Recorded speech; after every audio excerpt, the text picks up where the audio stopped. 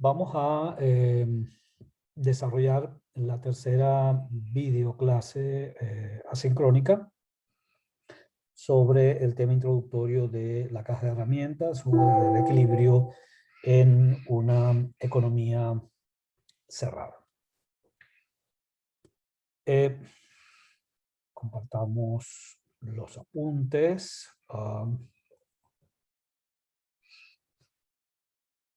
Visto el equilibrio del óptimo del productor, en lo sucesivo vamos a trabajar cuando nos movamos en el contexto del equilibrio del productor a largo plazo, con un tipo particular de funciones de producción, digamos que tienen unas características muy apropiadas para la demostración de lemas y de los equilibrios, que son las funciones de producción de tipo Cobb-Douglas o funciones de producción linealmente homogéneas, que tienen como característica notable, pues, digamos, el escalamiento de Q con base en el escalamiento proporcional de las cantidades de insumos utilizadas, de manera tal que se cumpla esta condición, digamos, de primer grado, que es, bueno, si nosotros elevamos en 10% y manteniendo la relación LK, la cantidad utilizada de insumos productivos, pues el producto se elevará exactamente en esa misma proporción y por tanto básicamente serán funciones de producción con las que trabajaremos hasta que aparezcan las economías de escala en el horizonte de los modelos de comercio, de explicación del comercio internacional. Pues trabajaremos con funciones de producción de esta naturaleza, que tienen, como se señalan aquí, y solamente voy a destacar un par o tres de condiciones o de implicaciones o propiedades. Decía que destacan en este tipo de funciones de producción las condiciones como de estas que estamos señalando aquí, digamos, algunas propiedades de la evolución de los productos medios y marginales con base en las proporciones de uso de los factores, más que en el nivel absoluto en que estos son utilizados, el cumplimiento, digamos, de una de las reglas cruciales de la distribución neoclásica de la renta, que es el cumplimiento de uno de los teoremas de Euler, en el sentido de que todo el valor de lo producido es distribuido entre los propietarios factoriales que contribuyeron a su generación en proporción a las productividades marginales de dichos capitales y también a los volúmenes o los quantum utilizados K y L para la generación de ese valor. Digamos, características geométricas que además también nos rinden información sobre el tipo de rendimientos a los que están sujetas estas funciones de producción, como el hecho de que todo radio vector desde el origen corta en el mapa de isocuantas para una misma pendiente o para una misma relación, WR pues corta también son radiovectores lineales y cortan, digamos, para la misma proporción de capital-trabajo, o como si ustedes gustan, trabajo-capital. No hay black holes, no hay discontinuidades, el mapa de isocuantas es infinitamente denso y por tanto siempre podemos conseguir un óptimo para todo rango posible de precios factoriales. Típicamente constituimos un mapa de isocuantas con una conformación convexa de los niveles de producción o de los niveles de isocuantas o de isocuantas, que también supone un intercambio entre productividades marginales y cantidades utilizadas de los factores. Y, digamos, la derivación desde el lado de los costos o desde la vista de los costos, según la cual los costos medios y marginales son constantes para todo nivel de producción. Con este tipo de funciones de producción podemos transitar desde ellas y con estructuras de mercado lo suficientemente atomizadas como para que las empresas no experimenten, no experimenten beneficios extraordinarios y sean precios aceptantes, pero podemos construir, digamos, de la manera tradicional, a partir de la sumatoria horizontal de cada una de las firmas que contiene la industria, o si ustedes lo quieren, dado N como el número de firmas del sector en el corto plazo, multiplicado por el costo marginal, nos va a dar, o escalado por el costo marginal de la empresa representativa, nos va a dar la función de oferta, dicho mal, la función de producción de la industria o simplemente la función de oferta, tanto en el corto plazo como posteriormente la reescribiremos para el largo plazo.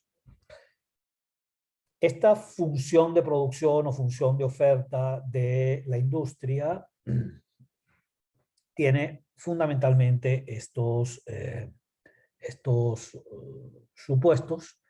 requeridos para su derivación. El más sencillo de ellos, asumimos que es una industria que produce un bien o son firmas que son monoproductoras, es decir, solo producen un bien, es un bien no diferenciado, es decir, es un bien con características indiferenciables según el origen de las firmas, es un bien homogéneo y simple. Eso, digamos, nos facilita mucho la vida en cuanto a el comportamiento que tenga la oferta en ese mercado. Segundo, en el corto plazo hay un número finito de empresas o de firmas en ese sector y que está acotado o limitado, uno, por la demanda, pero también por la disponibilidad de insumos productivos, de suerte que la presencia de una restricción absoluta en el corto plazo a modificar al alza, yo diría que también a la baja, porque tampoco también se te vuelve inflexible la cantidad contratada, al menos de alguno de los factores. Eso hace que quepan en ese mercado y en ese horizonte temporal un determinado número y no más de unidades productivas en esa industria.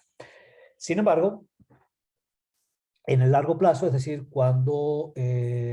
dejamos de considerar restricciones en el acceso a los recursos productivos en todos y cada uno de los insumos de la línea de insumos utilizados,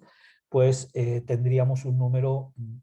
potencialmente infinito de incumbentes en ese sector. Es decir, habrían incrementos o decrementos en el número de firmas que contiene o que acepta la industria,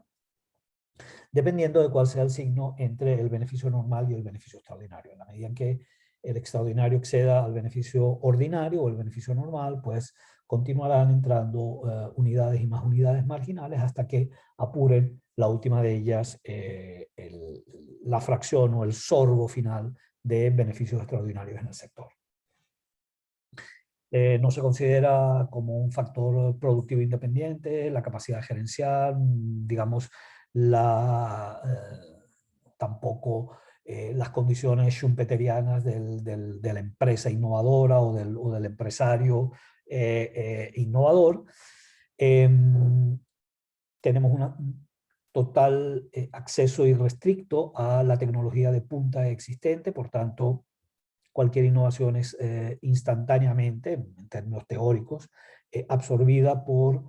todas las firmas, de modo que ellas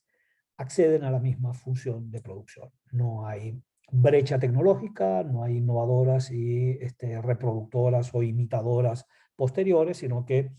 en este contexto, digamos, de laboratorio en el vacío perfecto, no hay costos de la transición que van desde por sorpresas tecnológicas o cambios en la calidad factorial, etc. Tanto en el mercado de bien final al que concurren como en el mercado factorial al que acceden como demandantes, las condiciones que prevalecen son de competencia perfecta Y por último, pero no menos importante, eh,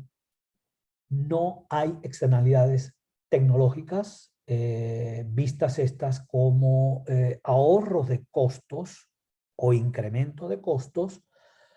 derivado de factores que aluden al tamaño de la industria y por tanto que son externas a la firma, pero que podrían ser internas a la industria. En principio, que es un concepto que vamos a explicar a continuación, o digamos es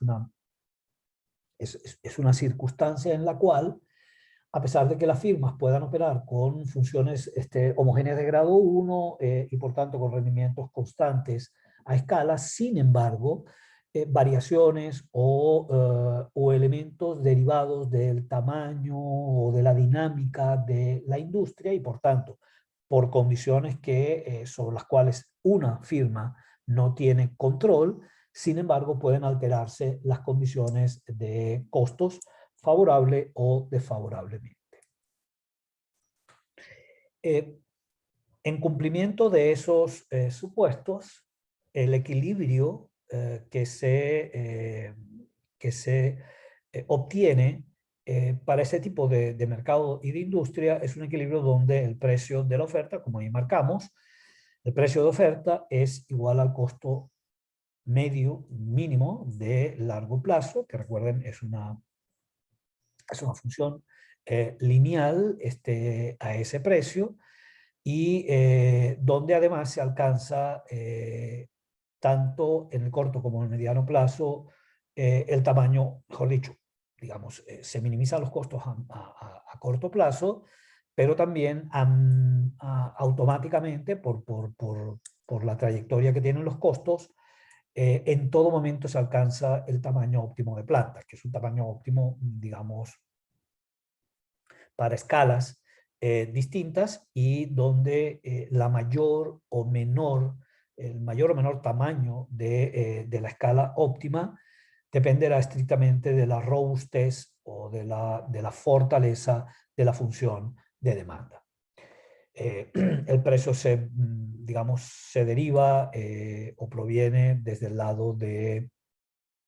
los costos y los volúmenes que se admiten en el mercado y el número de incumbentes en el mercado depende del tamaño de la demanda. A mayor demanda habrá un mayor número de firmas viables en esa industria, pero no alterará, dada la construcción lineal de los costos, no alterará el precio final, que es un precio que converge al costo medio a largo plazo y que es igual al costo marginal a largo plazo, como ahí señalamos. Vamos a dedicar unos minutos al concepto de externalidades positivas tecnológicas o economías y deseconomías externas a la firma, pero internas a la industria. Y vamos a hacerlo utilizando un recurso gráfico que puede, digamos, ayudarnos en la comprensión de este caso. Fíjense, estamos en el gráfico de la izquierda registrando una función de producción para la empresa representativa que multiplicado por el número de empresas me da, digamos, una función de producción agregada o concepto, digamos, blando, similar, que se caracteriza por la presencia de una línea bold que nos representa los costos medios de largo plazo iguales a los costos marginales de largo plazo para distintos tamaños de planta, que son a su vez distintas trayectorias posibles a corto plazo, donde típicamente tenemos una curva de costo medio en forma de U, una curva de costo marginal en su zona significativa o económicamente relevante, que sería, digamos, creciente a partir del mínimo de costo marginal de corto plazo, y, digamos, hemos representado tres de unas disponibilidades infinitas de tamaños de planta. Aquí, pues, naturalmente, el precio vendría dado, pues, simplemente por su igualdad con el costo marginal, el costo medio de largo plazo, cumpliendo condiciones de primer orden, de primer y de segundo orden, y donde, para una empresa, precio aceptante, por tanto, donde el precio también es una constante, y donde tanto el número de empresas como el market share de cada una de esas empresas va a depender, si aquí no están trazadas, pero si tuviéramos una función de demanda mucho más cercana al origen versus una más alejada, pues simplemente eso admitiría que es factible financieramente utilizar un mayor tamaño de planta y a su vez también admitir más firmas incumbentes en ese mercado. Eso ustedes es posible, y por allí entra el concepto, entra por la puerta el concepto de externalidad o positiva o negativa tecnológica, que no depende del control o del radio de acción de la empresa, pero que sí a su vez depende no de un factor macro, pero sí de la dinámica de la industria. Les voy a colocar un par de ejemplos para distinguir lo que son externalidades. Otra vez, pueden ser positivas si reducen los costos, pueden ser negativas si generan presiones al alza en dichos gastos de producción, derivadas de factores que son internos a la industria o factores incluso que son externos a la industria. En este caso simplemente son externalidades agregadas, son externalidades por políticas públicas,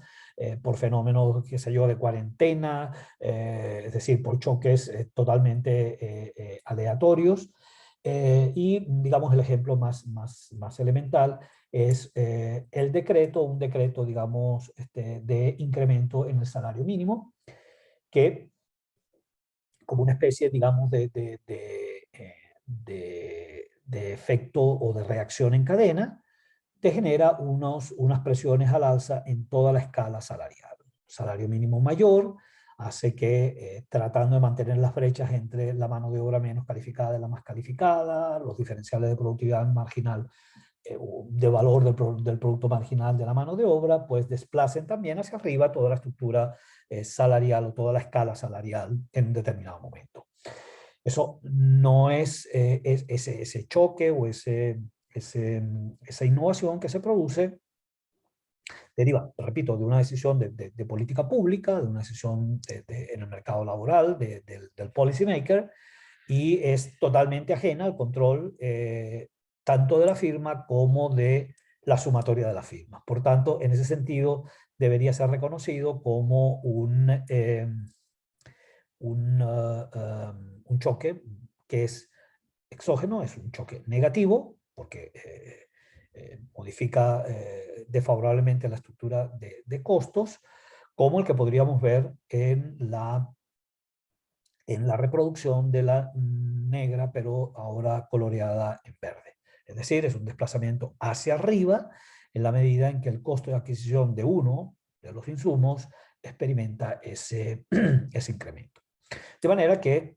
prevalecen o se mantiene, digamos, la función de producción como homogénea de grado 1, pero ahora solo a una escala desplazada, un escalar, producto de la decisión de aumentar el salario mínimo.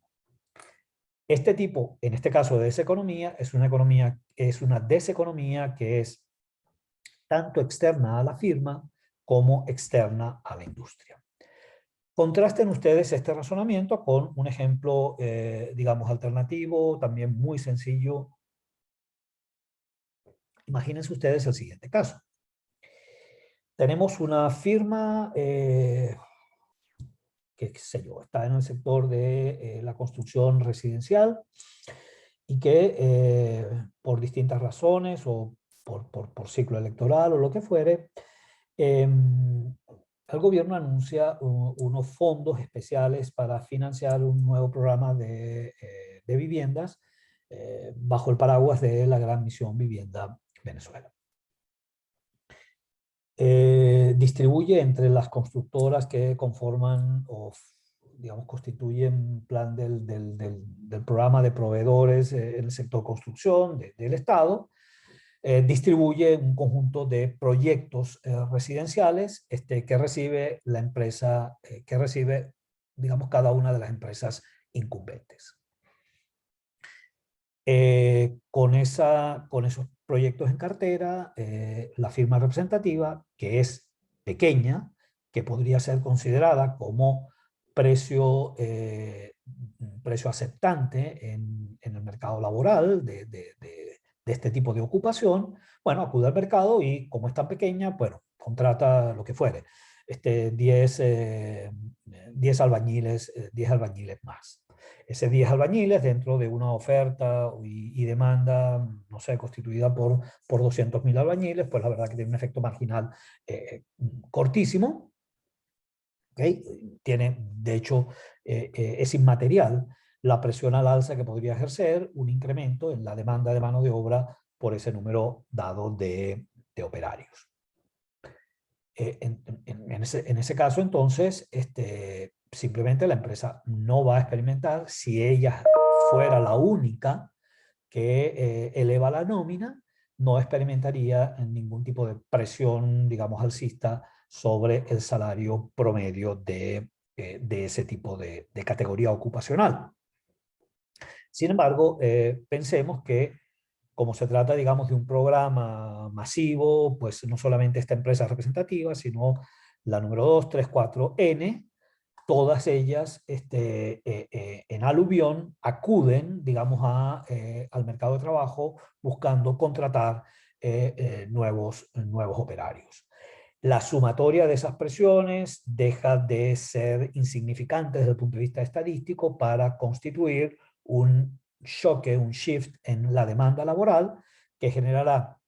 por efecto de la sumatoria de las conductas o de las decisiones de todas y cada una de las empresas, seguramente generará un fenómeno similar. Es decir,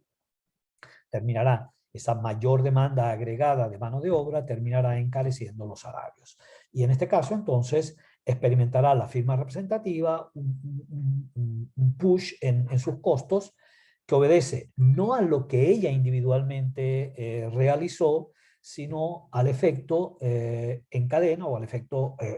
de aglomeración de las demandas o de la sumatoria de las demandas de todas y cada una de las empresas o de las firmas que constituyen ese sector. En ese sentido, debería ser interpretado ese fenómeno como un fenómeno donde emergen deseconomías que son externas a la empresa, pero que son internas a la industria, porque es la conducta del agregado, es la sumatoria de esas demandas, de esos incrementales, la que termina afectando el precio de equilibrio en el mercado de trabajo en la construcción. Eso es típicamente una externalidad, en este caso negativa, que es externa a la empresa, pero es interna a la firma. De manera tal que, y ya vamos a ver la consecuencia o la implicación que eso tiene desde el punto de vista de la oferta y del equilibrio final en ese mercado, pero de modo que, digamos, incluso con empresas que disfrutan de rendimientos constantes a escala, la función de oferta de largo plazo podría tener pendiente positiva en lugar de tener pendiente nula, como sería el caso donde en ausencia con este tipo de función de producción para todas las firmas y en ausencia de estas economías o deseconomías, pues simplemente la curva de oferta tendría a largo plazo también la misma pendiente nula de los costos marginales y medios de largo plazo. Podemos en la clase sincrónica de mañana, una vez que nos pasemos otra vez por digamos, por esta dimensión del funcionamiento o del equilibrio de largo plazo de los mercados, podríamos utilizar un ejemplo de economía externa, es decir, de desplazamiento, pero hacia abajo en la estructura de costos. Ya lo haremos. A la derecha tenemos marcado, estoy viendo la hora que no se me pase, tenemos marcado, fíjense ustedes, las condiciones de la oferta y de la demanda. Inicialmente tenemos una función de oferta de largo plazo, en el que prevalece el supuesto de que no hay economías o deseconomías externas a la empresa, pero internas a la industria. De suerte que la función de oferta de largo plazo sería simplemente el escalamiento por el número de firmas que concurren en ese sector de la estructura de costo medio y marginal de largo plazo. Con una función de demanda dada, el equilibrio operaría en P1. En P1 este P es directamente derivado del costo unitario y tendríamos un nivel de output alcanzado, bueno, que se correspondería, digamos, con el vaciado del mercado entre la función de oferta y esa función de demanda. Si se experimentara un choque de demanda favorable, un desplazamiento de la función de demanda de D a D', por tanto, digamos, una demanda más robusta para el producto representativo de esa industria, ¿qué ocurriría si, de nuevo, en ausencia de economías o deseconomías externas? Bueno, se produciría un nuevo equilibrio que reproduce el P1 inicial, pero con un número de empresas y unos volúmenes promedio, no necesariamente un mayor market share, pero sí un volumen promedio para cada una de las firmas que eventualmente sería mayor. Este sería el equilibrio resultante en ausencia de economías externas o deseconomías externas. Cuando se producen estas, y por tanto, fíjense, estamos reproduciendo una nueva función de oferta que está afectada o está marcada por el impacto de esa deseconomía externa que eleva el estatus de los costos de producción a SLP' en verde. Sería una nueva función de oferta para un cierto tipo de demanda adicional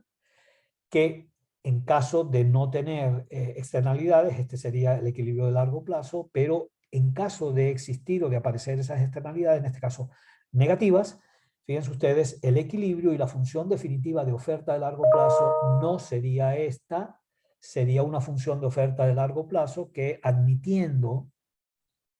esas externalidades, pasaría de tener pendiente nula a tener pendiente positiva. Fíjense ustedes, una pendiente positiva que no es una condición tecnológica de los productores, sino es el efecto de las externalidades, es decir, las consecuencias, en este caso negativas, del comportamiento de rebaño de todas las firmas sobre el equilibrio final resultante, que es un equilibrio que ahora va a suponer menos volumen de producción unitario, menos número de empresas, encarecimiento y también un precio P2 mayor al precio original antes del choque o antes de del desplazamiento de la función de demanda. Este es un concepto que no es tan familiar seguramente para ustedes, pero que es muy útil a la hora de poder derivar, y lo vamos a ver en uno de los supuestos en economía de escala y comercio internacional, que se utiliza para derivar la confusión de oferta neta cuando aparecen rendimientos crecientes en una industria y rendimientos constantes en otra o en el resto de las industrias. Entonces, esta sería la clase número 3 de Tools.